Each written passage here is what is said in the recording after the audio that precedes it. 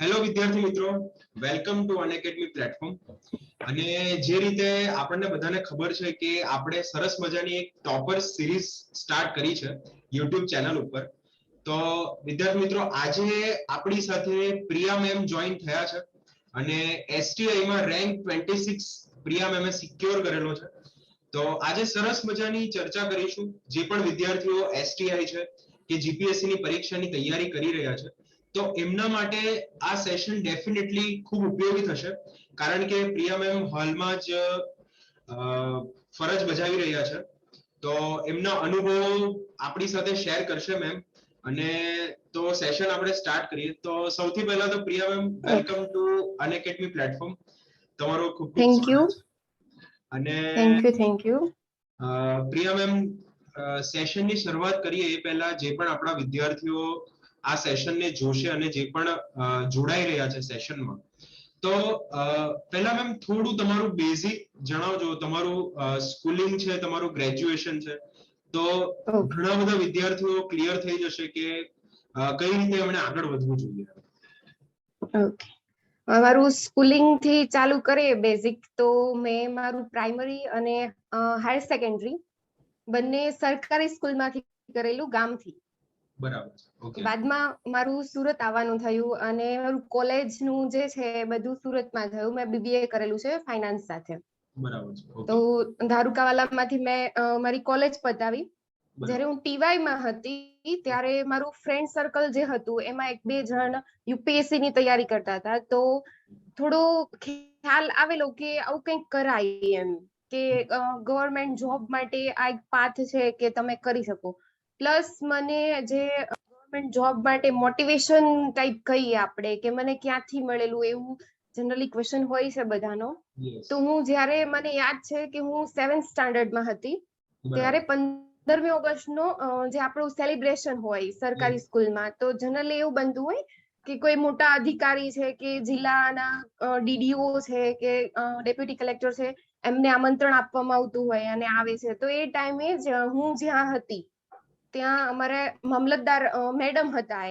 મને એક્ઝેક્ટ નામ નથી યાદ, પણ એ મેડમ જયારે આવેલા અને જે ટાઈપનું લોકો એમને ગ્રીટિંગ્સ કરતા હતા, એમનું સ્વાગત થયું અને એમની પર્સનાલિટી જોઈને એ ટાઈમે એવો વિચાર કરેલો કે મારે આવું કંઈક કરવું છે, કે આવી કંઈક પોસ્ટ લેવી છે, કે હું આવું કંઈક બની શકું. જો મેડમ બની શકે તો હું કેમ નહીં. એટલે ત્યારથી એવું વિચારેલું કે કરવું છે. અને પછી કોલેજ ટાઈમમાં બધા ફ્રેન્ડ સર્કલમાંથી એવો વિચાર આવ્યો કે આવું કરાય. તો બેઝિક બધી ઇન્ફોર્મેશન ત્યાંથી માંગેલી મેં કે કેવી રીતે થાય, અને સેલ્ફ સ્ટાર્ટ કરેલું. મેં આજ સુધી કોઈ ક્લાસ કે કંઈ કરેલું નથી, મેં સેલ્ફ સ્ટાર્ટ કરેલું. સિલેબસ જોયો અને મારા ફ્રેન્ડ્સ પ્લસ મારું ફેમિલી જે છે મને બહુ સપોર્ટિવ રહ્યું આ બાબતે. કે મારા ફાધર છે, એમને રીડિંગ નો બહુ શોખ છે. તો જનરલી એ ડેઈલી કરંટ અફેર્સ છે કે ઘણા બધા એવા સબ્જેક્ટ્સ છે, તો એમની સાથે ડેઈલી મારું ડિસ્કશન થતું હતું. એટલે મારું બેઝિક એવું કહીએ કે ક્યાંથી ચાલુ થયું, તો બસ બહુ સિમ્પલ મારું ચાલુ થયેલું. કઈ એવું ખાસ કોઈ મોમેન્ટ નથી કે એનાથી મને એમ જસ્ટ એવું થાય કે મારે ચાલુ કરવું છે. બરાબર. તો મેમ, ઘણીવાર કહેવાય ને, ઘણા બધા જોડે આપણી ચર્ચા થતી હોય, ઓફિસર લોકો જોડે, જે પણ ઓફિસર્સ જોડે ચર્ચા થાય ને, તો આજે તમારી સાથે ચર્ચાની શરૂઆતમાં તમે જે બે ત્રણ મુદ્દાઓ જે કીધા ને, તે દરેક વિદ્યાર્થી માટે કેવા છે, એક કહેવાય ને બૂસ્ટઅપ કરે એવા છે. સૌથી પહેલા તો તમે 7th સ્ટાન્ડર્ડ ની તમે જે વાત કરી, એટલે એ ટાઈમ થી કહેવાય ને, આપણને જ્યારે નાના હોઈએ તો ત્યારથી જે આપણે પ્રોસેસમાં જે રીતે ઘડાતા હોઈએ, જે રીતે આપણે આગળ વધતા હોઈએ, તો એ બાબત એક તમે ક્લિયર કરી કે ત્યારે તમને એક વિઝન હતું એ ટાઈમે. અને કોલેજના સમયે જે કહેવાય ને, ઘણા બધા વિદ્યાર્થીઓ ગ્રેજ્યુએશન પછી વિચાર કરે કે મારે ગવર્મેન્ટ જોબની તૈયારી સ્ટાર્ટ કરવી છે. તો એમાં સૌથી પહેલા તમે કહ્યું એ પ્રમાણે કે ટીવાય માં તમારું ફ્રેન્ડ સર્કલ, એટલે કે સર્કલ બી એટલું પોઝિટિવ હોવું જોઈએ, એક સકારાત્મક વિચારો આપવા વાળું હોવું જોઈએ, અને નવા વિચારો સાથે જોડાયેલું હોવું જોઈએ. અને એમાંથી તમે પ્રેરણા લીધી, અને સૌથી મહત્વની પ્રેરણા તો એ છે કે તમે જે તમારા પિતાજી વિશે વાત કરી કે એમને વાંચનનો શોખ છે, તો હા આ જે શોખ છે, આ જે બધી બાબતો છે, તો એ બધી બાબતો તૈયારીમાં ખૂબ ઉપયોગી થઈ પડી. તો એ રીતે વસ્તુ કહેવાય ને કે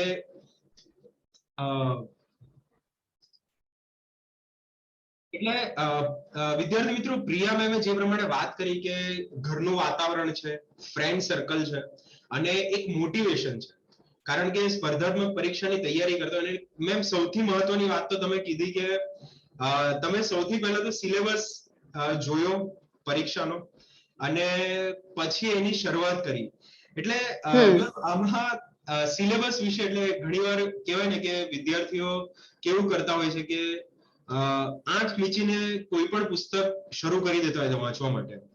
તો એક વાંચનનો શોખ તો તમને હતો જ, તમારા પિતાજી તરફથી તમને પ્રાપ્ત થયેલો છે શોખ, અને બિલકુલ. એ પરીક્ષામાં ખૂબ ઉપયોગી થઈ પડે છે, મેઇન્સમાં અને ઇન્ટરવ્યુ એ બધી બાબતોમાં. તો મેમ આપણે સેશનને આગળ વધારે તો જે સિલેબસની તમે વાત કરી, તો સિલેબસનું કેટલું મહત્વ છે સ્પર્ધાત્મક પરીક્ષાની આપણે તૈયારી કરતા હોય ત્યારે? મારા મતે મોસ્ટ ઇમ્પોર્ટન્ટ થિંગ છે સિલેબસ. કે તમારી પાસે એક વે નથી કે કેવી રીતે કરવાનું, કે ક્યાં જવાનું. તમને ખાલી એટલું કહેવામાં આવે કે તમારે અહીંયા જવાનું, પણ રસ્તો નથી ખબર, તો કેવી રીતે તમે પહોંચવાના? એટલે મારું માનવું એવું છે કે સિલેબસ મોસ્ટ ઇમ્પોર્ટન્ટ થિંગ છે. કે ઓલવેઝ જે પણ તૈયારી કરે છે એમને ખાસ એમને વળગી રહેવું જોઈએ. મેં ઘણી બધી વાર જોયું છે, મારી આજુબાજુમાં ઘણા બધા સ્ટુડન્ટ્સ એવું કે તૈયારી કરતા હતા, તો એવું લોકોનું એવું હતું કે એકવાર પોલિટી છે કે જીઓગ્રાફી છે સબ્જેક્ટ છે ચાલુ કરે, તો પછી એક છે બે બધી બુક્સ વાંચવાનું થ્રુ આઉટ ચાલુ કરી દે, પહેલેથી છેલ્લે સુધી આખી બુક વાંચે. પહેલા તમે સિલેબસ જોવો, સિલેબસના ટોપિક્સ જોવો, શું માંગે છે જોવો, પછી તૈયારી કરો, તો કેવું થોડું તમારું બર્ડન ઓછું થઈ જાય. પ્લસ તમે સ્માર્ટલી વર્ક કરી શકો એના પર. તો જે પ્રમાણે પ્રિયા મેમે વાત કરી ને કે તમને એક દિશા મળે, એક તમને પદ્ધતિનો ખ્યાલ આવે અને તમે સ્માર્ટલી આગળ વધી શકો. કારણ કે જે રીતે 2-3 જે વિષયોની વાત કરી, બંધારણ છે, ભૂગોળ છે, તો એમાં સિલેબસને એટલે કોઈ પણ તમે વિષય વાંચન કરતા હો તો એમાં સિલેબસને જેટલો પકડી રાખશો એટલું કહેવાય ને કે વાંચવામાં પણ સરળતા રહેશે અને એક સ્માર્ટ વર્કથી તમે સક્સેસને પહોંચી શકશો. તો મેમ હવે આપણે આગળ વધીએ તો સૌથી પહેલા અને એક કોમન પ્રશ્ન, તમે બી તમારી આખી જે જર્ની છે સ્પર્ધાત્મક પરીક્ષાની, એમાં મોટે ભાગે આ પ્રશ્ન ફેસ કર્યો જ હશે કે કહેવાય ને કે બુક લિસ્ટ, કયા પુસ્તકને પ્રાધાન્ય આપવું, કયા પુસ્તકમાંથી વાંચન કરવું. તો મેમ તમારા અનુભવ થોડા વિદ્યાર્થીઓ જોડે શેર કરજો કે જેના કારણે એમને ગાઈડન્સ મળી રહે બુક લિસ્ટ બાબતે. ચોક્કસ.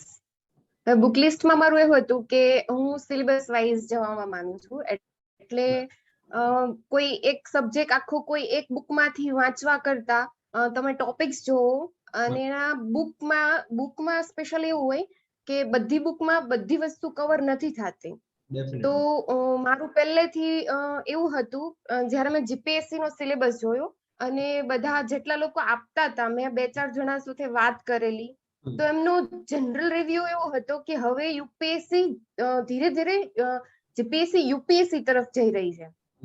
તો મારું પહેલાથી એવું હતું કે હું યુપીએસસી ની બુક્સ પ્રિફર કરું. એટલે મેં યુપીએસસી માટે જે કઈ બુક્સ લોકો સજેસ્ટ કરે છે એ જ કરેલી નોર્મલ. પ્લસ ગ્રંથ નિર્માણ વાંચવાનું વધારે પ્રિફર કરું છું, કેમ કે એમાંથી ઘણું બધું કન્ટેન્ટ પ્લસ તમને તમારી વાક્ય રચના જે જનરલી ગુજરાતીમાં મેઇન્સ લખે છે એમના માટે બહુ સારું પડે કે તમે કોઈ વસ્તુને સારી રીતે એક્સપ્લેન કરી શકો, તમને વર્ડ્સ મળે, લાઇન્સ મળે અને એક ફ્લો મળે કે ટોપિકને કેવી રીતે ફ્લોમાં કરવું. એટલે ગ્રંથ નિર્માણને હું વધારે પ્રાધાન્ય આપું છું. અને જ્યારે શરૂઆત કરી, મારી શરૂઆતનો ટાઈમ, ત્યારે જીસીઆરટી વાંચવાનું ચાલુ કરેલું કે જીઓગ્રાફી અને હિસ્ટ્રી માટે. જીઓગ્રાફી વાંચ્યા પછી એવું લાગ્યું કે જીઓગ્રાફી અને હિસ્ટ્રી માટે તો ઓકે, પણ પછી આગળના સબ્જેક્ટ માટે શું એમ. ત્યારે યુપીએસસી થી ચાલુ કરેલું મેં પહેલેથી જ, કે લક્ષ્મીકાંતની છે, નીતિન સિંઘાનિયા છે, સ્પેક્ટ્રમ છે, તો હું એને જ પ્રિફર કરું છું. અને મને જે લોકો પૂછે છે હું સજેસ્ટ એમને જ કરું છું કે તમે એકવાર વાંચો કે 2 વાર વાંચો, પણ એવું વાંચો કે જે તમને કામ લાગે. એની સિવાય તમે 4-5 વસ્તુ વાંચો છો અને તમને કઈ કામ નથી લાગતું તો એનો કોઈ મતલબ નથી. ટાઈમ વેસ્ટ થાય પ્લસ તમારું એનર્જી વેસ્ટ થાય. એનાથી બેટર છે કે એક વસ્તુ વાંચો ને 10 વાર વાંચો. એટલે યુપીએસસી પ્લસ ગ્રંથ નિર્માણ મારો વધારે ભાર રહે બુક પર.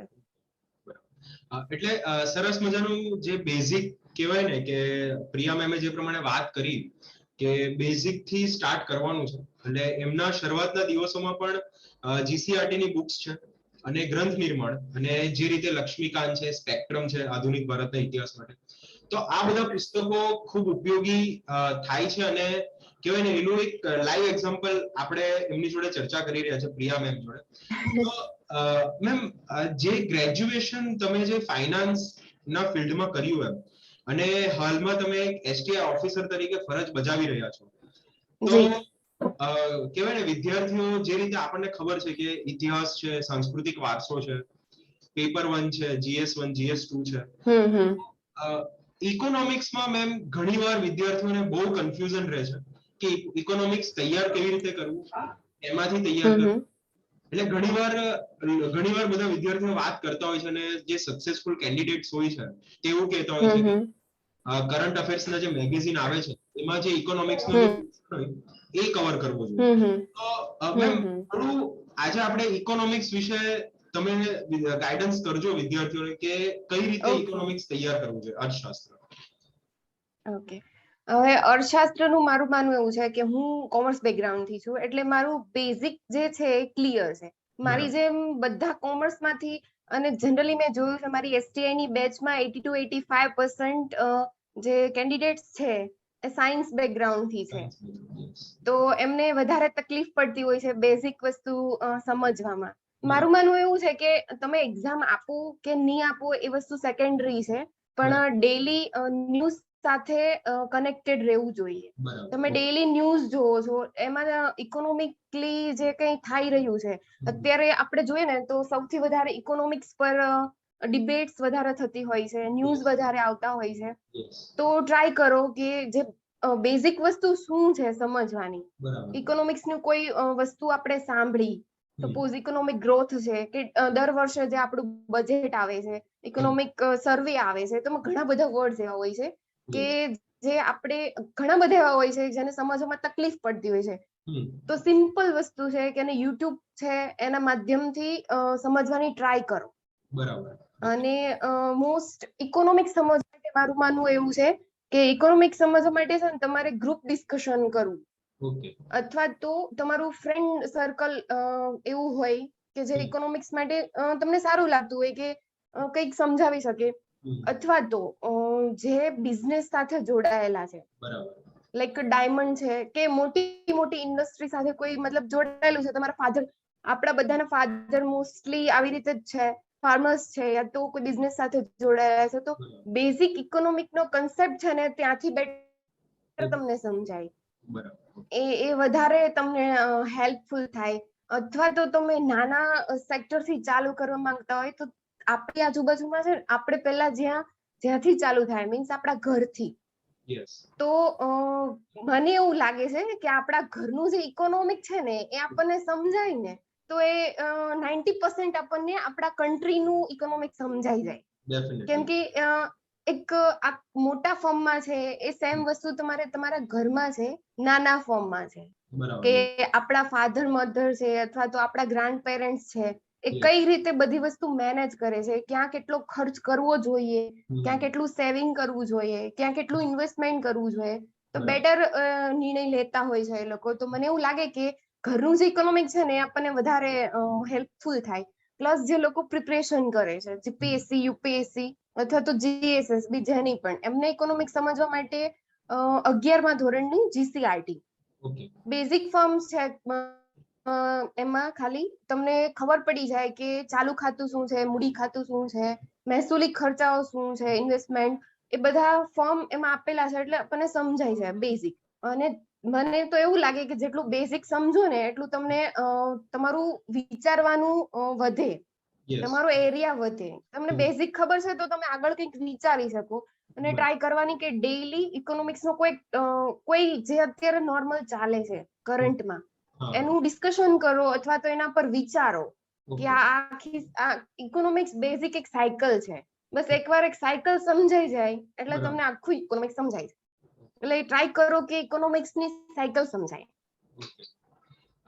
ડેફિનેટલી અર્થશાસ્ત્ર વિશે એટલે ઇકોનોમિક્સ વિશે જે તમે જે ફંડા જે ક્લિયર કર્યો છે ને, એટલે ઘણીવાર આપણે તૈયારી કરતા હોય ને તો આ ફંડા બહુ જરૂરી છે. અને એમાં જે રીતે તમે બેઝિક થી જે અપ કરવા કીધું છે, ગ્રોથ કરવાની, તે બહુ મહત્વનું છે. અને એમાં જે તમે જીસીઆરટી ધોરણ 11 ની વાત કરી, ડેફિનેટલી દરેક વિદ્યાર્થીઓને ઉપયોગી થશે. અને આ તો આપણે ઇકોનોમિક્સ ની એક વાત થઈ ગઈ, પણ જ્યારે બુક લિસ્ટ થી બધા ક્લિયર થઈ ગયા, બધી વસ્તુ ક્લિયર થઈ ગયા, પણ જ્યારે વાંચન શરૂઆત થાય છે તો ઘણા કન્ફ્યુઝન વિદ્યાર્થીને એ થાય છે કે આ નોટ્સ બનાવવી જોઈએ કે ન બનાવવી જોઈએ, અને બનાવીએ તો કઈ રીતે બનાવવી જોઈએ. તો આ નોટ્સ બાબતે તમારું જે આખું જે દ્રષ્ટિકોણ છે એ તમે વિદ્યાર્થીઓને જણાવો નોટ્સ બાબતે. ઓકે, હવે કોઈ પણ પ્રિપરેશનમાં સેકન્ડ મોસ્ટ થિંગ નોટ્સ મારા મતે. કે તમે કોઈક સબ્જેક્ટ વાંચો, સપોઝ કે તમે જીઓગ્રાફી વાંચો છો, જીઓગ્રાફીનો સિલેબસ બધા જોયો જ હશે. સિલેબસમાં એવું છે કે તમને ભૌતિક ભૂગોળ અલગ આપેલું, 4 ટોપિક છે ને 4 અલગ અલગ જીઓગ્રાફી છે. તો તમે 4 અલગ અલગ વસ્તુ વાંચશો, બરાબર. જ્યારે વાત રિવિઝન ની આવે કે તમે એકવાર વાંચી લીધી બુક, 2 વાર વાંચી લીધી, પછી એક્ઝામમાં જે પેપર્સ આપણી જે સ્ટાઇલ છે, તો પેપર સ્ટાઇલમાં વચ્ચે તમને મેક્સિમમ અઠવાડિયું એટલે 5 દિવસ મળે. એમાં તમારે 3 સબ્જેક્ટ રિવિઝન કરવાના, મેઇન્સ ની વાત થઈ તો 3 દિવસમાં 3 સબ્જેક્ટ 5 દિવસમાં તમે 2 બુક્સ કઈ રીતે વાંચવાના? અને મને એવું છે કે જેટલું તમારાથી સમરાઈઝ થાય કોઈ વસ્તુ, એ વસ્તુ તમને વધારે હેલ્પફુલ થાય ઓછા ટાઈમમાં વધારે સમજવા માટે. એટલે નોટ્સ બનાવી મને એવું લાગે છે કે બહુ ઇમ્પોર્ટન્ટ વસ્તુ છે. અને મારો અપ્રોચ પહેલેથી એવો છે કે હું કઈ પણ વસ્તુ વાંચું, ઇવન કરંટ અફેર વાંચું છું કે ન્યૂઝ વાંચું છું, ઇવન મારું જે વર્ક છે, હું ડેઈલી સવારે આવું છું ઓફિસ અને સાંજના 6-10 સુધી ઓફિસ હોઉં છું, તો 11 વાગ્યાથી લઈને 6-10 સુધીનું મારું જે વર્ક શેડ્યુલ, એ ભાઈ સવારે 10-10:30 મારું ફિક્સ હોય કે હું લખી જ રાખું ટોપિક્સ કે મારે આ વસ્તુ કરવાની છે. તો તમે એક ટાઈમ પીરિયડમાં પતાવી શકો. પ્લસ નોટ્સમાં એવું છે, હું નોટ્સ એવી રીતે બનાવું કે કોઈ એક ટોપિક છે તો ટોપિકને આપણી રિક્વાયરમેન્ટ 200 શબ્દની છે, તો તમને મેક્સિમમ 200 થી 250 શબ્દમાં ડિસ્ક્રાઇબ કરવાનું કહે છે, તો તમે સિલેબસ વાઇઝ જાઓ છો, સિલેબસનો એક ટોપિક લો છો, તો ટ્રાય કરો કે 200 શબ્દમાં જ લખવાનું. આપણે પીએચડી નથી કરવાનું. ઘણા બધા એવું કરતા હોય છે, નોટ્સ બનાવે એટલે આખી બુકને હિન્દી કે ઇંગ્લિશમાંથી ગુજરાતીમાં ટ્રાન્સફર કરી દે, ટ્રાન્સલેટ કરી દે, પછી જ્યારે રિવિઝનની વાત આવે ત્યારે સરવાળે એક જ વસ્તુ થાય કે આ એક બુક આટલી બધી જાડી વાંચવાની થાય તમારે. તો એ મિસ્ટેક ના કરવી જોઈએ. મેં મારા શરૂઆતના ટાઈમમાં એ મિસ્ટેક કરેલી અને ત્યારે મને એવું થયેલું કે આ ટાઈમ વેસ્ટ છે, કેમ કે તમે નોટ્સ બનાવતા જાઓ, કોઈ સબ્જેક્ટ સાથે નોટ્સ બનાવીએ તો બહુ વાર લાગે. તો તમે વાંચતા હોય એક વસ્તુ, તમને ખાલી વાંચવામાં અઠવાડિયું જાય, એ વસ્તુ તમે નોટ્સ સાથે કરો એટલે તમને મેક્સિમમ 15 થી 20 દિવસ જાય. ઓકે, બરાબર છે. ઓકે, તો ટ્રાય એવી કરવાની કે 200 શબ્દથી 250 શબ્દમાં એક ટોપિક આપણે ડિસ્ક્રાઇબ કરવાનો, તો એવી રીતે નોટ્સ બનાવો. પ્લસ નોટ્સમાં આખા સેન્ટેન્સ લખવાની જગ્યાએ એક એક વર્ડ યુઝ કરો કે એમાં તમારે કોઈ એડવાન્ટેજીસ બતાવવાના છે, તો એડવાન્ટેજીસના મેઇનલી 5 કે 6 ટોપિક જ લખો. એને આખું ડિસ્ક્રાઇબ કરવા નહીં જાઓ. નોટ્સ તમારી એટલા માટે હોય તમારું રિવિઝન થાય, ક્વિક રિવિઝન માટે હોય, એટલે આપણું ક્વિક રિવિઝન થાય એને ધ્યાનમાં રાખી નોટ્સ બનાવી, ટોપિક વાઇઝ બનાવી અને ટોપિક્સને એક એક વર્ડમાં ડિસ્ક્રાઇબ કરવાની ટ્રાય કરવાની કે તમારું જલ્દી પતી જાય અને ઓછા પેજીસમાં થાય. પછી કે એવું ના થાય કે એક નવી બુક જ આપણે બનાવી દઈએ, પછી તો પબ્લિશ કરી દેવાની, એક આખી બુક બની જાય તો. એટલે એવું ટ્રાય કરવાનું, અલગ અલગ બુક્સ માંથી વાંચવાનું, પણ એક સબ્જેક્ટને એક અલગથી નોટ્સ બનાવવાની ને શોર્ટ ફોર્મમાં બનાવવાની. ઓકે, તો સરસ મજાનું વિદ્યાર્થીઓ એક બહુ કહેવાય ને કે બહુ ઓછી વાર દરેકને આ રીતનું ગાઈડન્સ મળતું હોય છે. કે નોટ્સ કઈ રીતે બનાવી, અને જે રીતે પ્રિયા મેમે વાત કરી કે એકદમ ક્રિસ્પી નોટ્સ, એટલે કે જેટલી જરૂર છે, જેટલી આપણને એવું લાગે છે કે આ જ વસ્તુ પરીક્ષા માટે મહત્વની છે. અને જે શબ્દો વિશે વાત કરી કે જ્યારે તમે મેથ્સની પરીક્ષા જ્યારે તમે લખવાના હો ત્યારે શબ્દોનું ખૂબ મહત્વ છે. આપણે પીએચડી નથી કરવાનું, જે રીતે મેમે કીધું, એટલે આપણે એક કહેવાય ને એક શોર્ટ ફોર્મમાં આપણે આપણી વસ્તુને એક્સપ્રેસ કરવાની છે. તો એ રીતે આપણે દરેકે નોટ્સ બનાવવી જોઈએ. હવે મેમ નોટ્સ બની ગઈ, વાંચન શરૂ થઈ ગયું, તો ત્રીજો મુદ્દો દરેક વિદ્યાર્થીને આવીને એ ઉભો રહે છે કે રિવિઝન કઈ રીતે કરવું. 2-3 વાર મેમ તમે રિવિઝન વિશે થોડી વાત કરી. રિવિઝન હા, તો થોડું આના વિશે થોડું ડિટેલમાં કહેજો વિદ્યાર્થીઓને કે રિવિઝન કઈ રીતે કરવું જોઈએ. કારણ કે ઘણીવાર હમણાં બિન સચિવાલયની એક્ઝામ આવી રહી છે, તો વિદ્યાર્થીઓને ભણવાનું થાય તો એક મોટું કન્ફ્યુઝન વિદ્યાર્થીઓને એવું હોય છે કે મહિના પહેલા રિવિઝન કરવું જોઈએ કે એક ટોપિકનું રિવિઝન કઈ રીતે કરવું જોઈએ, તો એના વિશે જણાવજો. કોઈ પણ મારા મતે એવું છે કે કોઈ પણ વિદ્યાર્થી તૈયારી કરતો હોય ને, હા, તો બહારની દુનિયાને છોડો, પેલા પોતાની જાતને સમજવાની ટ્રાય કરવાની બરાબર. કે આપણાથી રિવિઝન મને કેટલા ટાઈમમાં જરૂર છે. હું એક બરાબર. વસ્તુ વાંચું છું તો મને અઠવાડિયા પછી ભૂલાઈ જાય છે કે મને 10 દિવસ સુધી યાદ રહે છે. ઓકે, એ દરેક વ્યક્તિ પર અલગ અલગ હોય છે. ડેફિનેટલી. મારું માનવું એવું છે કે રિવિઝન કોઈ પણ સબ્જેક્ટ નું હોય કે કરંટ રિલેટેડ હોય કે તમે જે પણ નોટ્સ બનાવો છો કે જે પણ તમારું સિલેબસ છે, બરાબર. મિનિમમ 3 વાર તો રિવિઝન કરો જ. ઓકે. રિવિઝન કરવાનું એવી રીતે હું પ્રિફર કરું કે કોઈ સબ્જેક્ટ વાંચું છું તો સબ્જેક્ટ એક વીક આખું આખો દિવસમાં કોઈ એક સબ્જેક્ટ નથી કરતી હું. યસ. સબ્જેક્ટ કરું તો આખા દિવસના 2 સબ્જેક્ટ હોય પ્લસ કરંટ અફેર હોય.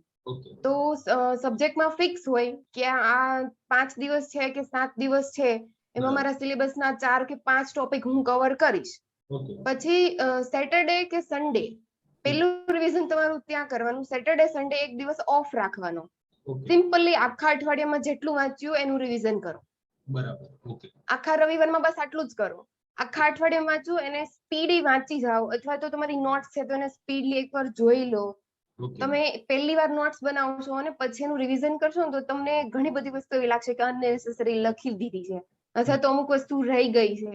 જેટલું રિવિઝન થશે ને એટલું તમને તમારા નોટ્સ ઇમ્પ્રુવ થશે અને તમને ખબર પડશે કે આ વસ્તુ હા હજુ આમાં લખવા જેવું છે, અથવા તો કાઢી નાખવા જેવું છે, કે મને આવું પૂછાય તો મારે આટલા જ ટોપિક લખવા જવા છે. એટલે પહેલું રિવિઝન વીકલી કરવાનું. પછી એક સબ્જેક્ટ તમારો પતી ગયો, માનો કે 10 દિવસે કે 12 દિવસે 15 દિવસે તમારો એક સબ્જેક્ટ પૂરો થઈ ગયો. સબ્જેક્ટ પૂરા થયા પછી 2 દિવસ એવા રાખવાના કે તમારું આખા સબ્જેક્ટનું રિવિઝન કરી જવાનું. ત્યારે તમારો સબ્જેક્ટ પૂરો થશે ને એટલે તમારી પાસે આખા સબ્જેક્ટની નોટ્સ હશે, શોર્ટ નોટ. તો ટ્રાય કરો કે તમારી શોર્ટ નોટમાંથી તમારું રિવિઝન થાય, તમારી બુકમાંથી નહીં. બરાબર. ઓકે. કેમ કે ઘણી વખત એવું થતું હોય કે શોર્ટ નોટ બનાવી દઈએ અને આપણે એવું વિચારીએ કે જ્યારે એક્ઝામ આવશે ત્યારે શોર્ટ નોટમાંથી વાંચી લઈશું. આપણે રિવિઝન બુક્સમાંથી જ કરીએ અને પછી છેલ્લે જ્યારે એક્ઝામ આવે, એક્ઝામનો ટાઈમ આવે ને નોટ્સમાંથી વાંચવાનું ચાલુ કરીએ ને તો ઘણી બધી વસ્તુ એવી કે આપણે આપણાથી મિસ આઉટ થઈ ગઈ હોય કે આ ટોપિક અહીંયા લખેલો છે તો એનો મતલબ શું હતો, તે ત્યારે શું વિચારીને લખેલો. તો ટ્રાય કરો કે તમારી નોટ્સમાંથી તમે રિવિઝન કરો.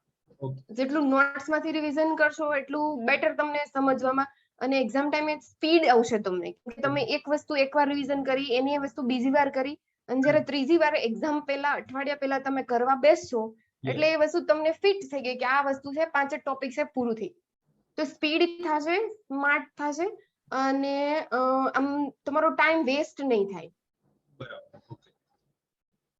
તો મેમ આ રિવિઝનની એક સરસ મજાની મેથડ તમે સમજાવી છે વિદ્યાર્થીઓને. તો પરીક્ષાના કહેવાય ને કે પરીક્ષાની ડેટ ડિક્લેર થઈ ગઈ છે અને સમજો કે 25 તારીખે પરીક્ષા છે, તો કેટલા દિવસ પહેલા વિદ્યાર્થીએ રિવિઝન સ્ટાર્ટ કરી દેવું જોઈએ પરીક્ષાના? ઓકે, હવે પ્રી ની જ્યારે વાત થાય, પ્રિલિમિનરી એક્ઝામ્સની, પ્રિલિમિનરી એક્ઝામમાં જ્યારેથી તમને ડેટ ખબર પડે કે સપોઝ 2 મહિના પછી તમારી એક્ઝામ છે, આજથી લઈને એક્ઝેક્ટ 2 મહિના પછી છે, તો એક કામ કરો, ક્યાંયથી કેલેન્ડર ગોતો. કઈ ના મળે તો ગૂગલમાંથી ગોતો. કેલેન્ડરને એવી રીતે કેલેન્ડરના જે બોક્સીસ હોય ને એમાં લખી કાઢો. સિલેબસ છે ને એના ટોપિક, આખો સિલેબસને પહેલા તો તોડતા શીખો આખા સિલેબસ ને છૂટો પાડી દો, ટોપિક વાઇઝ છૂટો પાડી દો. બરાબર. જેટલો સિલેબસ તમારાથી છૂટો પડશે ને એટલું તમને ઈઝી રહેશે વાંચવામાં, પ્લસ આગળ વધવામાં ફાસ્ટ તમારું થશે. Okay. અને જો અઠવાડિયું છે, 10 દિવસ છે, તો ફિક્સ તમે ડેઝ કાઉન્ટ કરી લો કે મારો સબ્જેક્ટ ચલો હિસ્ટ્રી બહુ સારો છે, મને બહુ વધારે વાર નથી લાગતી એમાં, તો હું 5 જ દિવસ આપીશ. મારી પાસે 2 મહિના છે તો 5 થી 7 દિવસ આપીશ, મેક્સિમમ 5-7 દિવસ. પછી મારું કલ્ચર વીક છે તો હું 10 દિવસ આપીશ. પોલિટી થોડો મોટો સબ્જેક્ટ છે, પ્રી માં જોઈએ તો, પ્રી બેઝ જોઈએ તો એને થોડા વધારે દિવસ આપો. એવી રીતે દિવસ ગણો અને પ્રી ના 10 દિવસ ખાલી રાખો તમારા. Okay. અને શેડ્યુલ એવી રીતે બનાવો કે વચ્ચે વચ્ચે તમને થોડું ગેપ મળે. Okay. પછી એવું નહીં કે તમે 12 દિવસનું કે 15 દિવસનું, 1 મહિનાનું શેડ્યુલ બનાવી દીધું અને એટલું ટાઈટ બનાવી દીધું કે વચ્ચે તમને સ્કોપ જ ના મળે. એક દિવસે તમારું કંઈક કામ આવી ગયું, અથવા તો તમારાથી તમારી તબિયત ખરાબ છે, વોટ એવર રીઝન છે કે તમારાથી તમારા એક દિવસનું કમ્પ્લીટ નથી થયું, તો 4 કે 5 દિવસ પછી તમને એવો સ્કોપ મળવો જોઈએ કે તમારું કવર થઈ જાય. બરાબર. Okay. કેમ કે એકવાર તમે મિસ કરશો ને, જે વસ્તુ પાછળ રહેશે પાછળ જ રહેશે, અને પછી એ ફેઝ એવો હોય કે તમને ટેન્શન વધારે આવે કે મારાથી મારું ટાઈમ ટેબલ ફોલો નથી થતું, કે મારાથી વંચાતું નથી, એટલે પછી એ બર્ડન ઓર વધવાનું ચાલુ થાય. એટલે એવું ટ્રાય કરો કે હું મારું શેડ્યુલ એ ટાઈપનું હોય કે હું સોમથી લઈને શનિ સુધીનું પ્લાન કરું. Okay. 2 મહિનાનું કરતી હોય ને તો સોમથી શનિનું કરું, રવિવારે ફ્રી ડે રાખું. ફ્રી ડે માં મારું એટલું જ કામ હોય, આખા અઠવાડિયામાં કરેલું રિવિઝન કરી જવા. Okay. અને આખા અઠવાડિયાનું જે કંઈ બાકી રહી ગયું હોય મારાથી, કે આ ટોપિક નથી કવર થયા, કે થોડું લેન્ધી ટોપિક હતો, મેં 2-4 વધારે બુક વાંચીને બાકી રહી ગયું, તો એ કવર કરી લેવાનું. એટલે end of the day, Sunday night તમે સુવો ને ત્યારે એક વસ્તુ તમારા દિમાગમાં ફિક્સ હોય કે આખા અઠવાડિયામાં તમે શું કર્યું, એ તમારી પાસે સરવાળો હોય. Yes. આવી રીતે પ્રી માટે પ્લાન કરો. સેમ વસ્તુ મેઇન્સ માટે પણ. મેઇન્સમાં હું એવું માનું છું, જો તમારી પાસે 2 મહિના હોય ને તો 2 મહિનાથી 1 મહિનો, મેક્સિમમ 1.25 મહિનો વાંચવા માટે આપો, સબ્જેક્ટ માટે આપો. તમારું જીએસ ક્લિયર કરી દો, નોટ્સ બનાવી દો, બધું જે તમારે કરવાનું છે આવી રીતે પ્લાનિંગ થી કરો. બાકીનો જે ટાઈમ છે એ ટાઈમમાં તમારું એવું રાખવાનું કે આખા દિવસમાં તમારાથી એક ફૂલ પેપર લખાય. ટેલિગ્રામમાં બહુ બધી સાઇટ્સ છે, આવી તમને મળી જ જાય ક્વેશ્ચન્સ. તો ટ્રાય કરો કે ડેઈલી તમે 3 કલાક બેસો અને 10 ક્વેશ્ચન્સ લખો. અને તમારી પાસે એટલો ટાઈમ નથી, તમે જોબ કરો છો, જોબ સાથે મારે અત્યારે બહુ પ્રોબ્લેમ આવે છે કે જોબ સાથે જીપીએસસી મેઇન્સ ક્લિયર કરવાની છે, તો એવું હોય કે બહુ ઓછો ટાઈમ મળે છે તમને, તો પછી એવું રાખવાનું કે એક દિવસના 10 ટોપિક તમે લીધા અથવા તો 10 સબ્જેક્ટ ક્વેશ્ચન્સ લીધા, તો ખાલી ડ્રાફ્ટ કરો. ક્વેશ્ચન ખાલી ડ્રાફ્ટ કરો કે તમે ઇન્ટ્રોડક્શન લખો, તમે આ 3 ટોપિક લખશો, મેઇન પોર્શનમાં આ વસ્તુ છે, તમને એડવાન્ટેજીસ ડિસએડવાન્ટેજીસ પૂછ્યા, તો ખાલી આપણે કેવી રીતે શોર્ટ નોટ બનાવી એવી રીતે ડ્રાફ્ટ કરી દો, રફ ડ્રાફ્ટ. કે ટ્રાય કરો કે તમારાથી ડ્રાફ્ટ થાય. એકવાર તમારાથી સબ્જેક્ટ ક્વેશ્ચન ડ્રાફ્ટ થશે ને એટલે આરામથી લખાશે. એટલે ટ્રાય મેઇન્સમાં એવું ટ્રાય કરવાનું કે છેલ્લા 15-20 દિવસમાં આ કન્ટિન્યુ રાખવાનું કે સવારથી બપોર સુધી તમારું જીએસ વાંચો, તમે રિવિઝન કરો, પ્લસ 3 કલાક તમે આવી રીતે સબ્જેક્ટ પર ફોકસ કરો, પ્રેક્ટિસ કરો. કેમ કે હું એવું માનું કે પ્રેક્ટિસ મેક્સ મેન પરફેક્ટ. એટલે પ્રેક્ટિસ જેટલી હશે એટલું તમારું પરફોર્મન્સ બેટર આવશે. એટલે એટલી પ્રેક્ટિસ કરો અને પ્લસ કરંટ અફેર પર વધારે ધ્યાન આપો, પ્રી હોય કે મેઇન્સ હોય. Current affair most important thing, કેમ કે તમારું 50% કવર કરાવશે. એટલે કરંટ અફેર પર ધ્યાન આપો, પ્લસ રિવિઝન કરો અને પ્લસ તમારું પ્રેક્ટિસ કરો. મેમ ઘણીવાર કહેવાય ને કે જ્યારે આપણે ક્લાસ જીપીએસસી ક્લાસ 1-2 ની પરીક્ષા હોય, ડીવાયએસઓ ની એક્ઝામ હોય, એસટીઆઈ ની એક્ઝામ હોય, તો એમાં મેઇન્સ ની તૈયારી આપણે કરવાની હોય છે. તો વિદ્યાર્થીઓને એ પ્રશ્ન હોય છે કે જ્યારે કોઈ વિદ્યાર્થી ફર્સ્ટ ટાઈમ જ્યારે પ્રી અપાવતો હોય તો એને પહેલા દિવસથી જ મેઇન્સ માટે તૈયારી કરવી જોઈએ, પહેલા દિવસથી જ આન્સર રાઇટિંગ કરવી જોઈએ, કે કઈ રીતે એને આગળ વધવું જોઈએ પરીક્ષામાં? ફર્સ્ટ ટાઈમ પ્રી જો કોઈ આપતું હોય તો મને એવું લાગે કે એમણે સબ્જેક્ટના ફંડા ક્લિયર કરવા જોઈએ, નહીં કે રાઇટિંગ પ્રેક્ટિસ કરવી જોઈએ. રાઇટિંગ પ્રેક્ટિસ તમારે ત્યારે કરવી જોઈએ જ્યારે તમારું સબ્જેક્ટ કે કોઈ ટોપિક કે કોઈ વસ્તુનો ફંડા ક્લિયર છે તમારી પાસે, લોજિકલી વસ્તુને તમે સમજો છો, કન્સેપ્ટ તમને એકદમ બરાબર સમજાઈ ગયું છે. કે બરાબર. ટોપિક્સ ને તમે બીજા 4 ટોપિક સાથે કનેક્ટ કરવાનું થાય તો બહુ આરામથી કરી શકો છો. ડેફિનેટલી. એટલે જો પહેલી વાર પ્રી આપતું હોય તો એમને પ્રી પર વધારે ફોકસ કરવું જોઈએ. પ્રી તમારી કમ્પ્લીટ થાય ને તમારું ક્લિયર થાય ને ત્યાં સુધીમાં મને એવું લાગે કે તમારા સબ્જેક્ટ ઓલમોસ્ટ ક્લિયર થઈ જવા જોઈએ. ઓકે, બરાબર. તમારા સબ્જેક્ટ ક્લિયર થઈ ગયા છે, તમને ફિક્સ છે કે તમારા અમુક આપણે પ્રી આપીને આવીએ એટલે 2-4 દિવસમાં આપણને આઈડિયા આવી જ જાય કે મારે કેટલા માર્ક્સ થશે અને કેટલું મેરિટ રહેશે. જો આપણને આજુબાજુમાં હોય માર્ક્સની તો પછી એવું ચાલુ કરવાનું કે મેઇન્સ પર્સપેક્ટિવ થી એકવાર સબ્જેક્ટ બધા વાંચી જવાના. Yes yes. કેમ કે પ્રીમાં તમે વાંચો છો તમે સ્ટેટિક વાંચો છો બરાબર. અને મેઇન્સમાં તમે વાંચો છો એ કન્સેપ્ટ વાંચો છો. Okay, yes. તો કન્સેપ્ચ્યુઅલ એકવાર બધું રિવિઝન કરો અથવા તો વાંચી જાઓ ફરીથી બરાબર. અને એને સમજો કે હમ. કન્સેપ્ટ શું છે. બરાબર. બરાબર, કેમ કે હવે સ્ટેટિક ક્વેશ્ચન કોઈ આવતા નથી. જીપીએસસી 15 ક્વેશ્ચન પૂછે એમાંથી મેઇનલી 2 ક્વેશ્ચન એવા હોય છે કે તમને ડાયરેક્ટ નોલેજ પૂછે છે, બાકી તમારું એ વસ્તુની સમજણ પૂછે છે કે તમે કેટલું સમજો છો, ઇલિબ્રેટ કરો એને. બરાબર. બરાબર, કન્સેપ્ટ વાઇઝ પૂછે છે. તો ફર્સ્ટ ટાઈમ પ્રી માટે તો એટલું જ છે કે સબ્જેક્ટ ક્લિયર કરો. પ્લસ પ્રી ફર્સ્ટ ટાઈમ હોય ને એમને તો ખાસ કે કરંટ અફેર વધારે ધ્યાન આપો તમે. બરાબર. ફર્સ્ટ ટાઈમ મેઇન્સ હોય જેમને, હમ. એમણે જ્યારથી એમનું ફિક્સ થાય કે મારી મેઇન્સ આવશે યસ. ત્યારથી એક શેડ્યુલ બનાવો અને ત્યારથી સબ્જેક્ટ વાઇઝ ક્વેશ્ચન લો, ક્વેશ્ચન ડ્રાફ્ટ કરો. શરૂઆતમાં મારું એસટીઆઈ નું જે હતું શેડ્યુલ, હમ. શેડ્યુલમાં એવું હતું કે હું સબ્જેક્ટ કરતી પ્લસ કરંટ કરતી હતી. આખા દિવસનું ફિક્સ હતું. આખા દિવસ પછી 7 થી 9 વાગ્યા સુધીનો, સાંજે 7 થી 9 વાગ્યા સુધીનો ટાઈમ એવો હતો કે માણસ આખો દિવસ સવારના 8 વાગ્યાથી વાંચતું હોય તો સીધી વસ્તુ છે કે 12 કલાક પછી તો તમારી બેટરી ડાઉન જ જાય અને ડેફિનેટલી. પછી તમે એટલે થોડું માઇન્ડ એક્સરસાઇઝ કરવાની કે ઓકે. તમે વાંચેલું છે ને જે ટોપિક આજે અથવા તો જે સબ્જેક્ટ એમાંથી ક્વેશ્ચન લો, એ ક્વેશ્ચનને તમે તમારી રીતે ડ્રાફ્ટ કરો. ડેઈલી એક ક્વેશ્ચન અથવા તો 2 સબ્જેક્ટ કરો તો 2 ક્વેશ્ચન પ્લસ ગુજરાતી ઇંગ્લિશ એટલું જ ઇમ્પોર્ટન્ટ છે જેટલું સબ્જેક્ટ છે મેઇન્સ માટે. ઓકે. તો ટ્રાય કરો કે ડેઈલી એક ગુજરાતીનું અને એક ઇંગ્લિશનું ફોર્મેટ તમારાથી ડ્રાફ્ટ થાય. શરૂઆતના ટાઈમમાં ડ્રાફ્ટ કરો સિમ્પલ. તમારાથી ડ્રાફ્ટિંગ 10-12 દિવસમાં તમે એક રિધમમાં આવી જશો કે કોઈ ટોપિક આપે ને તો તમારાથી ડ્રાફ્ટિંગ થાય બરાબર કે ચલો આ વસ્તુ છે, આનો કન્સેપ્ટ આ છે, આ વસ્તુ ઇલેબરેટ કરી શકો તમે વ્યવસ્થિત રીતે. ડ્રાફ્ટિંગ તમારું કમ્પ્લીટ થાય, 10-15 દિવસની તમારી પ્રેક્ટિસ થાય પછી તમે એને ડિસ્ક્રાઇબ કરવાનું ચાલુ કરો. કેમ કે આપણને ડિસ્ક્રિપ્શન પૂછે છે તો આપણે એના પર વધારે ધ્યાન આપવાનું. પ્લસ પરફોર્મન્સ વધારે મેટર કરે છે મેઇન્સમાં. તો આપણું જે પ્રેઝન્ટેશન છે એના પર પણ ધ્યાન આપો. પણ શરૂઆતનો જે ફેઝ છે એમાં તો મારું એવું માનવું છે કે ડ્રાફ્ટિંગ કરો.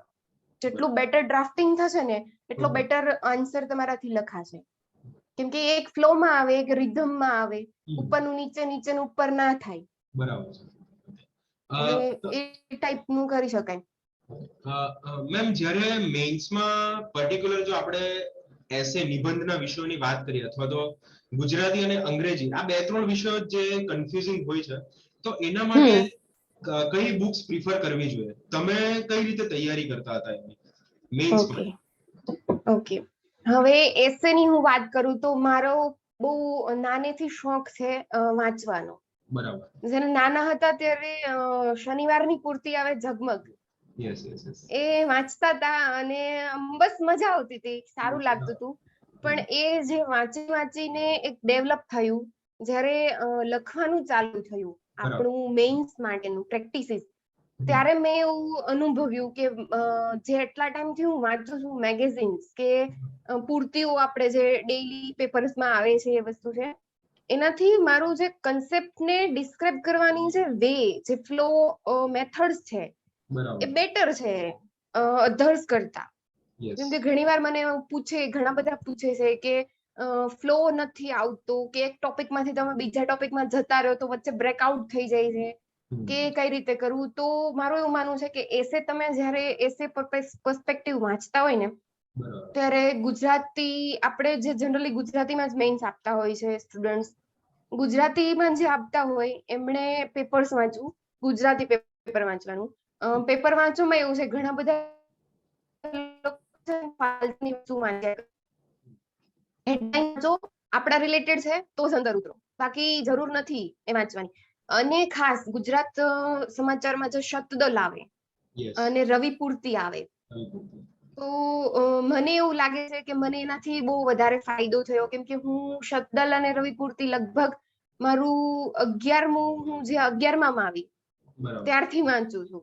એટલે ત્યાં કેવું હોય કે એક ટોપિક છે એના પર તમને ઘણા બધા વિચાર મળે અને વિચારને વ્યવસ્થિત રીતે ડિસ્ક્રાઇબ કરેલા છે, કે એનું વિવરણ એ ટાઈપનું છે કે તમને વસ્તુ લખવાની કે તો તમારાથી થાય. હવે એસેમાં ઘણા બધા એસે ગુજરાતી ઇંગ્લિશ લેંગ્વેજ વસ્તુ એવી છે કે તમે અઠવાડિયું 10 દિવસ કે કોઈ ક્લાસ કરો, કોઈ કોર્સ કરો 6 મહિનાનો એવું, એનાથી ક્યારેય તમારી અંદર લેંગ્વેજ ના આવે. હું નથી માનતી કે કોઈ લેંગ્વેજ તમારી અંદર એવી રીતે આવે. તમારું વિવરણ છે, તમારી લેંગ્વેજ છે એ લોંગ ટાઈમ થી આવે. પ્લસ તમારા કેમ કે તમારી પાસે શબ્દ ભંડોળ જ નથી તો તમે કેવી રીતે લખવાના? શબ્દ ભંડોળ ત્યારે આવે કે તમે લોંગ ટાઈમ પ્રેક્ટિસ કરો છો અથવા તો લોંગ ટાઈમ તમે વાંચો છો તો આવે. અને શોર્ટ કી પૂછતા હોય છે ઘણા બધા, શોર્ટકટ શું હોઈ શકે? તો મારું તો એવું જ માનવું છે કે પૂર્તિ વાંચો બેટર છે, કે તમને એમાંથી ઘણા બધા અપ્રોચ જોવા મળશે. એમાં છે શતદલ અને રવિ પૂર્તિ સ્પેશિયલ હું માનું છું કે વાંચવી જોઈએ. એમાં ઘણા બધા ટોપિક્સ એવા હોય છે કરંટ બેઝ પ્લસ તમારું વૈચારિક થિંકિંગ લેવલ અપ થાય. ઘણા બધા આપણે જે જીપીએસસી નો એસે ના જે સબ્જેક્ટ હોય છે એમાંથી એક સબ્જેક્ટ એવો હોય છે કે કોઈ થોટ પર હોય કે એક સુવિચાર પર હોય. તો મેઇનલી પ્રોબ્લેમ છે ને ત્યાં આવતી હોય છે કે 8-10 પેજ એ ટોપિક પર કઈ રીતે ડિસ્ક્રાઇબ કરવા, કે એક સુવિચાર તમને આપી દીધું તો વધીને તમારાથી 2 પેજ 3 પેજમાં તો પતી જાય, તમે કેટલું આગળ ખેંચી શકો એને. તો ઈ જે ડાયમેન્શન્સમાં જે સમજાવવું એ તમને ત્યાંથી બહુ સારી રીતે મળી શકે. મારું એસટીઆઈ નું જે હતું, એસટીઆઈ ટાઈમ એને હજુ હાલ હું જીપીએસસી ની મેઇન્સ આ વખતે આપવાની છું, તો મારો એવો જ અપ્રોચ છે કે દર શનિવારે અને દર બુધવારે રવિવારે અને બુધવારે પૂર્તિ ક્યાંય ને ક્યાંયથી તો મળી જ જાય. અને કઈ ના મળે તો હવે તો ઈ પેપર્સ મળે છે, બહુ સારી વાત છે. તમને મળી જ જાય ક્યાંય ને ક્યાંય. તો આર્ટિકલ્સ વાંચવાનું રાખો. આર્ટિકલ્સમાં ઘણા બધા નવા વિચાર તમને આવશે, નવા પોઈન્ટ ઓફ વ્યૂઝ મળશે. એટલે એસે માટે બેટર છે.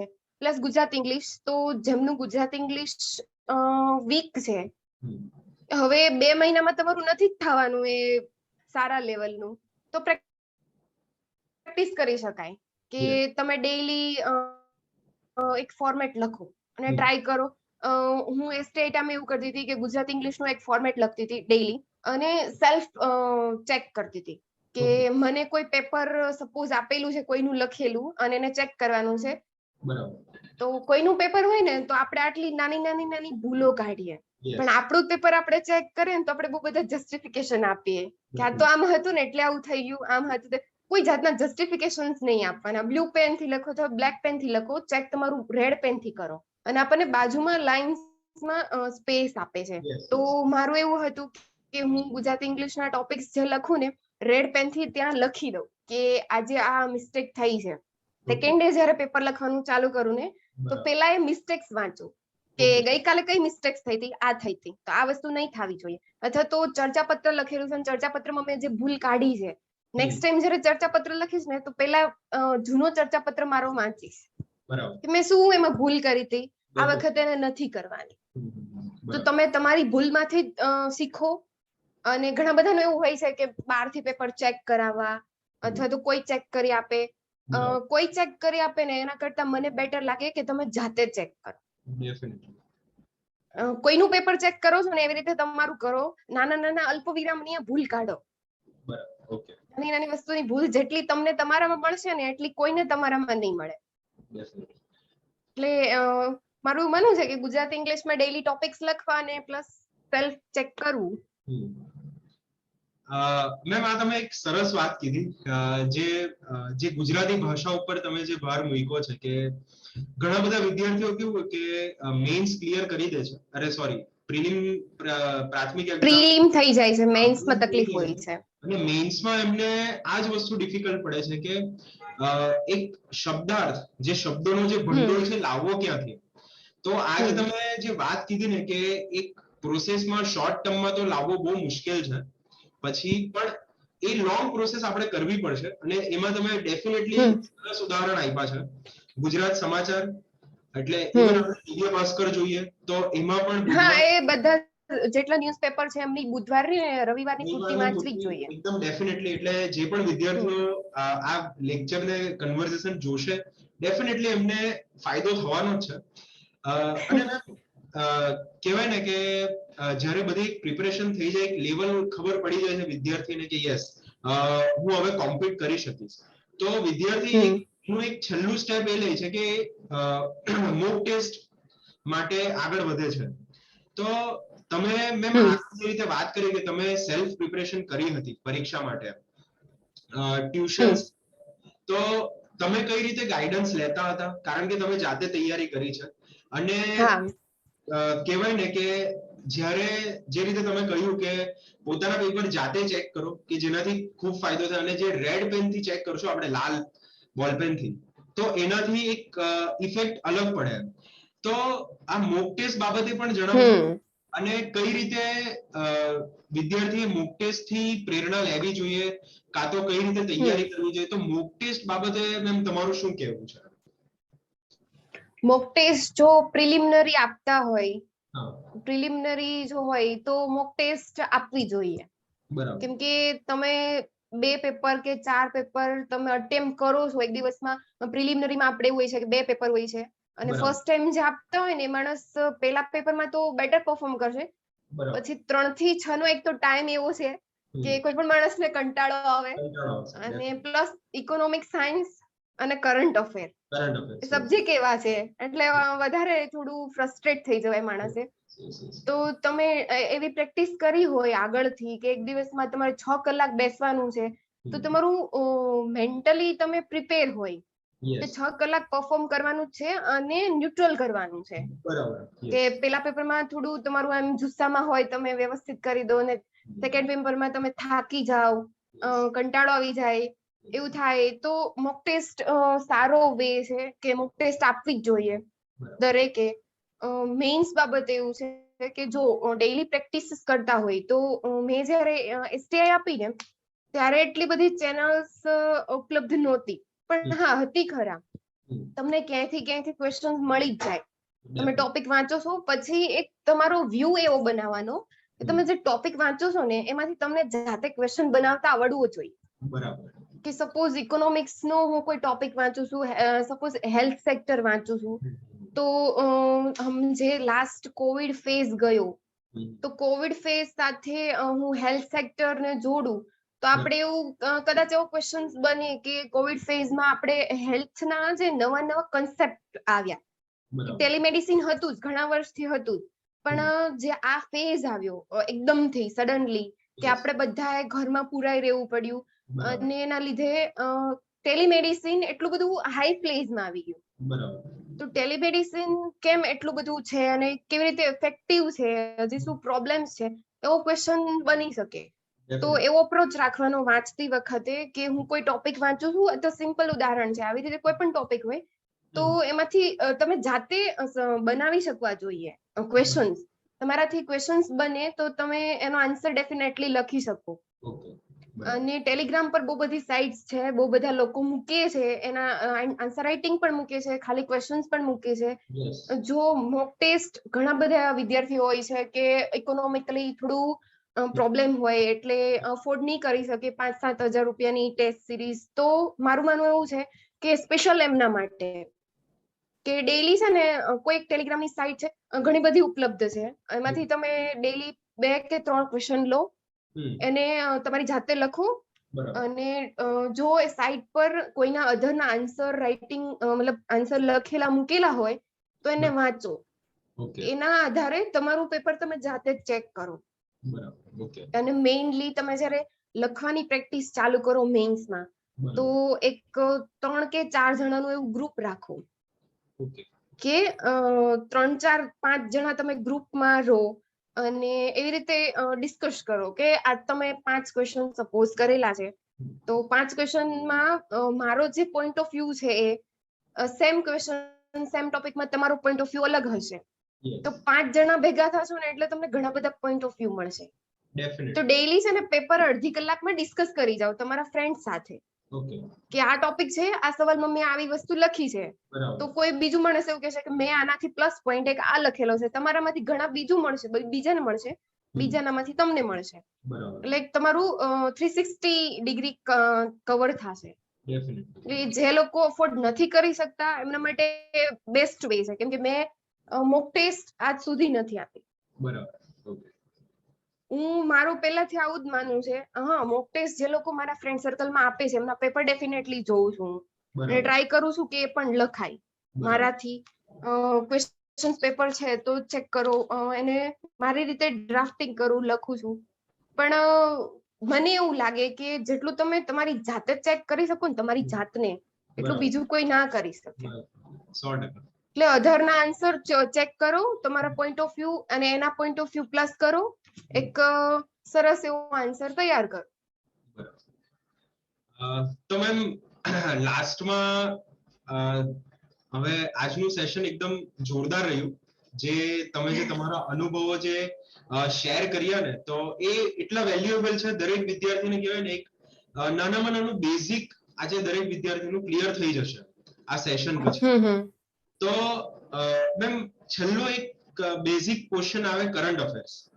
તો એના માટે મેમ કયું મેગેઝિન તમે વાંચન કરતા હતા કે કઈ રીતે તમે પ્રિપેરેશન કરતા હતા કરંટ અફેર્સ માટે?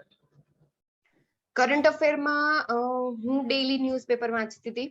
ડેઈલી ન્યૂઝપેપરમાંથી અમુક વસ્તુ નોટ ડાઉન કરી લઉં. સપોઝ કે આજે મેં ન્યૂઝપેપર વાંચ્યું હોય તો પોર્ટ ટ્રસ્ટ ઓથોરિટીએ કંઈક ઇસ્યુ થયા છે સપોઝ ગુજરાતમાં, તો લાસ્ટ પોર્ટ ટ્રસ્ટ ઓથોરિટીની જે પોલિસીસ હતી એ ક્યારે ચેન્જ થઈ, અથવા તો નેક્સ્ટ ટુ એક વર્ષમાં કઈ એનું હતું કે નહીં, એ બેકગ્રાઉન્ડ ચેક કરી લો. ગૂગલ કરો, ગૂગલમાં બધું મળે છે. એટલે એવા ટોપિક્સ ડેઈલી છે ને અલગ કાઢો. તમને 5-7 ટોપિક તો એવા પેપરમાંથી મળી જ જાય કે એ થોડા છે.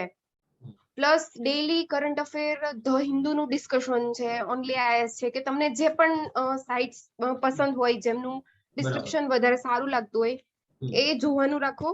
કરંટ અફેરમાં ઘણા બધા એવું કરતા હોય છે કે પેલા સબ્જેક્ટ ક્લિયર કરી નાખો, છેલ્લા 1 મહિનામાં 6 મહિનાનું કરંટ કરી નાખો.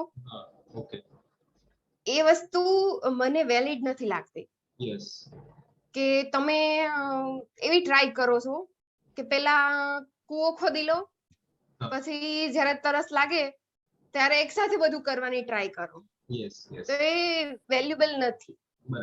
તમે ડેઈલી કરંટ અફેર કરવાનું વધારે સારું પડે, તમને વધારે રિઝલ્ટ મળે.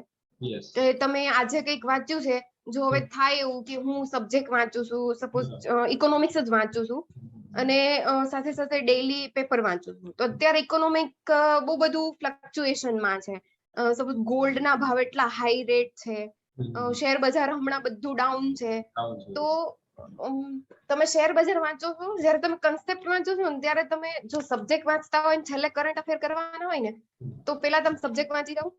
તમે શેર બજાર વાંચો, શેર બજાર શું છે, શેર શું, ડિબેન્ચર શું, ડેટ શું, એ બધી વસ્તુ વાંચી જાઓ. ઓકે, પછી તમે 6 મહિનાનું કરંટ એક સાથે વાંચવાનું ચાલુ કરો. તો તમે કોઈ દિવસ એને છે ને ત્યાં કનેક્ટ નહીં કરી શકો. એટલે તમે વાંચો છો ને જે ડેઈલી, એની સાથે કરંટ અફેર કરવાનો અપ્રોચ રાખો. હા, અમુક મેગેઝિન હોય છે કે તમારે એક સાથે જ કરવી પડે, કેમ કે મંથલી આવતી હોય છે. હું એસટીઆઈ ટાઈમે અને હજુ હાલ દ્રષ્ટિ આઈએએસ ની મેગેઝિન પ્રિફર કરું છું, પ્લસ વિઝન આઈએએસ નું મંથલી કરું છું. તમને દ્રષ્ટિ આઈએએસ માં એક હમણાં ઓડિટોરિયલ્સ ચાલુ થયું છે કે તમને ડેઈલી નું ઓડિટોરિયલ્સ ના 5-7 ટોપિક સબ્જેક્ટ વાઇઝ મળે છે. તો વધીને તમને કેટલો ટાઈમ લાગે વાંચતા? તમે આખા દિવસમાં એટલો ટાઈમ તો કાઢી શકો, અડધો કલાક. હું એટલો ટાઈમ તો ઓફિસમાં કાઢી લઉં છું કે મારું ડેઈલી નું ઓડિટોરિયલ થઈ જાય, પ્લસ હું ધ હિન્દુનું ડિસ્કશન વાંચી લઉં. તો એટલો નાનો નાનો ટાઈમ કાઢો તમે કે ફ્રેશ. તમે ઘણા બધા એવું હોય કે વાંચતા હોય તો ફ્રેશ થવું પડે.